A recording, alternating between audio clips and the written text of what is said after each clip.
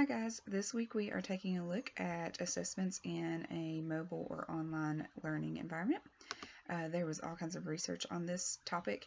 Um, Most of it looks like it is focusing on how can educators assess our students in the online learning that in such a way that they are actually assessing their higher cognitive loads and still encouraging student motivation. So, some of the things that I took away from the research is that assessment quality as well as assessment accuracy is really important. That came from Amit, Burset, and Mustafa.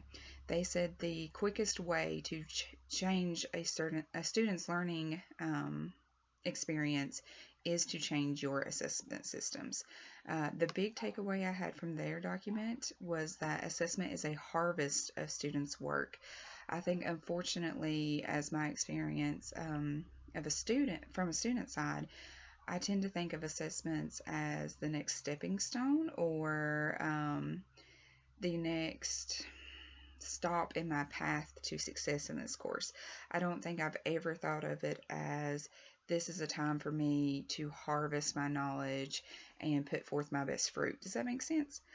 Um, your assessments should be create a opportunity for your students to apply, analyze, create, and evaluate. Um, in their research, they found that continuous assessment produced higher grades and higher student motivation and success versus students that were assessed only at certain times in the semester.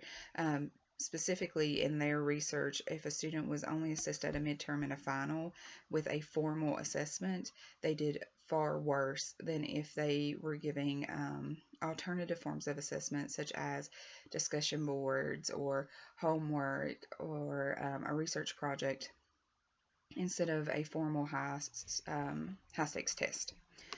Um, some alternatives. Horton suggested using more than just formal graded tests. They recommended a mixture, so this goes along with the continuous learning path, such as learning games and puzzles, doing team tests. I was interested in that one. I've never had a team test, so I don't really know exactly what that would entail.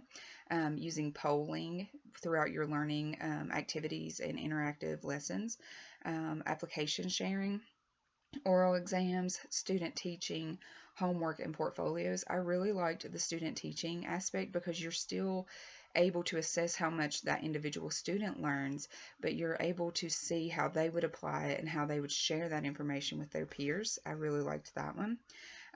Some of the challenges to online testing is that, unfortunately, as Latvik and Kermick and Balaban said, right now multiple choice questionnaires are just the predominant form of practical applications for online knowledge assessment.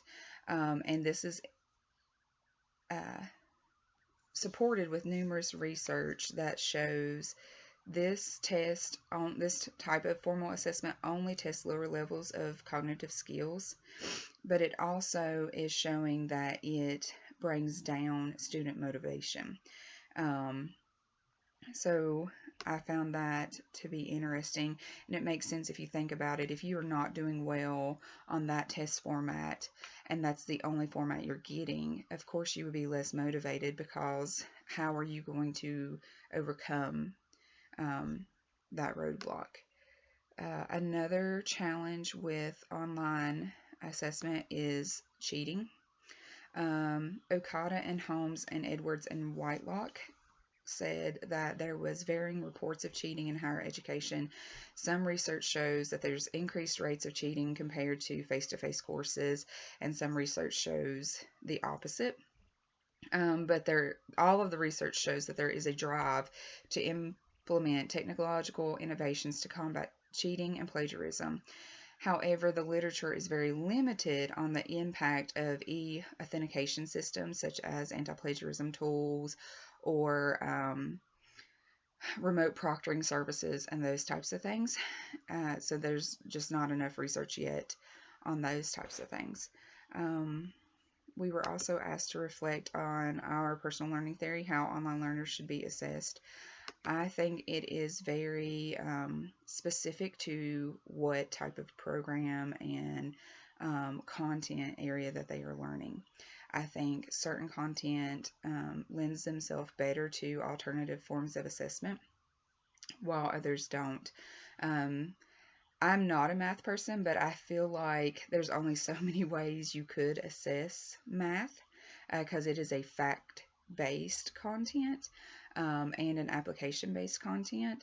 But I feel like programs like nursing, you can assess them um, with mock clinicals, mock student situations. Um, you could do the student teaching, you could do polling, you can do discussion boards, you could definitely do a research project, you could do a portfolio, those types of things.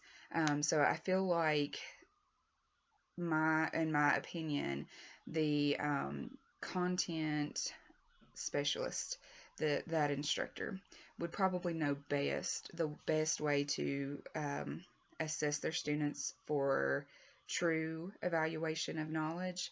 But I think that there's always a way you could do alternative. It does not have to all be multiple choice short answer. Um, and I think most of the literature is showing that in the mobile and online education assessments, you have to create those new options for assessment. Um, I can't wait to see what all of you thought, and I hope you're having a great week.